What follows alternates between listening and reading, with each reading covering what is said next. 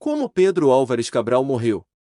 O explorador português Pedro Álvares Cabral é geralmente creditado por ter descoberto o Brasil. Cabral nasceu por volta de 1467 em Belmonte, Portugal, numa família nobre relacionada com a família real.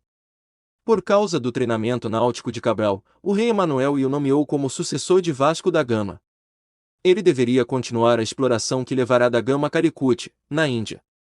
O rei queria reforçar a presença portuguesa nas Índias.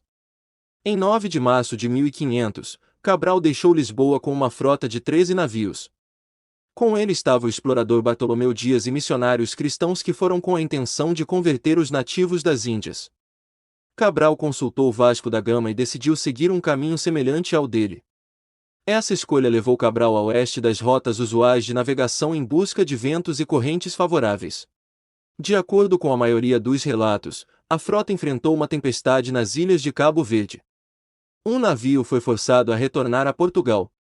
As correntes oceânicas arrastaram os navios para o sudoeste, por todo o Oceano Atlântico. Em 22 de abril de 1500, Cabral avistou uma terra desconhecida e a reivindicou para Portugal. Acreditando ter encontrado uma ilha, Cabral a chamou de Ilha de Vera Cruz. E posteriormente foi nomeada Brasil por causa de suas árvores de pau-brasil. Cabral desembarcou no que hoje é o estado brasileiro da Bahia. O explorador espanhol Vicente Yanes Pinzón havia desembarcado na área vários meses antes.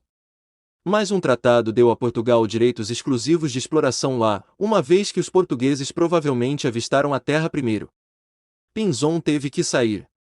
Cerca de 10 dias depois, Cabral continuou sua jornada para o leste. Perto do Cabo da Boa Esperança, uma tempestade destruiu 4 navios. Depois de muitas desventuras, Cabral desembarcou em Calicut em 13 de setembro de 1500. Encontrou governantes locais na esperança de ampliar os acordos feitos por da Gama. As negociações foram longas, difíceis e sem sucesso. Os mercadores árabes da área se opuseram à interferência portuguesa.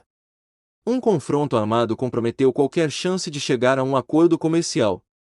Em 1501, Cabral voltou para casa com apenas 4 dos 13 navios originais. A expedição de Cabral se tornou um sucesso para o futuro econômico de Portugal, porém quando o navegador volta de sua expedição, o rei não enxerga com tanto entusiasmo sua descoberta. Ao voltar para Portugal, os ganhos econômicos cobriram todas as despesas e ainda deram um bom lucro para a coroa portuguesa.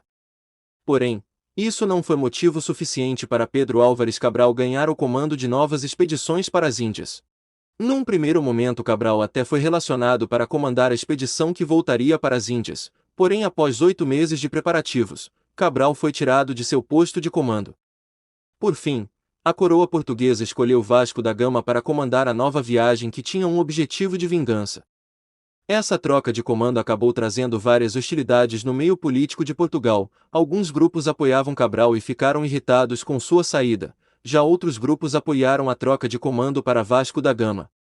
Como consequência dessa briga, Cabral acabou deixando a corte permanentemente. Notícias circulavam pela corte dizendo que o rei ficou muito irritado com a briga, a tal ponto que simplesmente mencionar o assunto em sua presença poderia resultar no banimento da corte, como ocorreu com um dos apoiadores de Vasco da Gama. Após sua saída da corte, Cabral ainda conseguiu um bom casamento com Isabel de Castro, uma nobre mulher rica e descendente do rei Dom Fernando, e junto com ela o navegador teve vários filhos. Infelizmente Cabral não ia viver muito tempo. Seus anos de expedições e sua saída da corte trouxe para Cabral consequências para sua saúde. Cabral se retirou para Santarém em 1509 e começou a sofrer de febre e tremores. Muitos estudiosos acreditam que ele pode ter pego malária em uma de suas viagens. Esses últimos anos de Cabral, apesar de sua saúde, foram bastante tranquilos. O navegador conseguiu ser elevado de fidalgo a cavaleiro no conselho do rei, tendo direito a um generoso subsídio mensal. E não precisou se preocupar com suas finanças. As causas reais de sua morte não foram especificadas, porém Cabral morreu de forma pacífica e junto de seus familiares.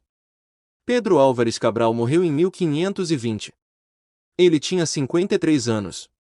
Mas seu nome está para sempre ligado ao descobrimento do Brasil.